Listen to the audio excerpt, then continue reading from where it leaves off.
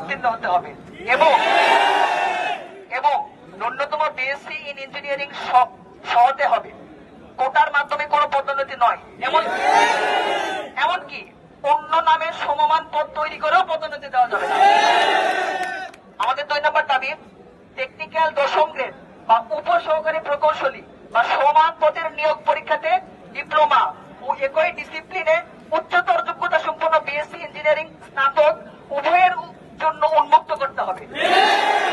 আমাদের 3 নম্বর শেষ দাবি, বিএসসি ইন ইঞ্জিনিয়ারিং স্নাতক ব্যতীত প্রকৌশলী পদবি ব্যবহারকারীদের বিষয়ে অন্যান্য দেশের মতো যথাযথ আইনি পদক্ষেপ গ্রহণ করতে হবে। নন অ্যাক্রিডিটেড বিএসসি ইন ইঞ্জিনিয়ারিং কোর্সগুলোকে যথাযথ প্রক্রিয়া অনুসরণ করে আইইবি বেইড অ্যাক্রিডিটেশন আওতায় আনতে হবে। আমরা এই দাবিগুলো আদায় না হওয়া পর্যন্ত আমরা রাজপথে থাকবো ইনশাআল্লাহ। আমরা আমাদের দাবিগুলো আদায় করে রাজপথ থেকে যাব।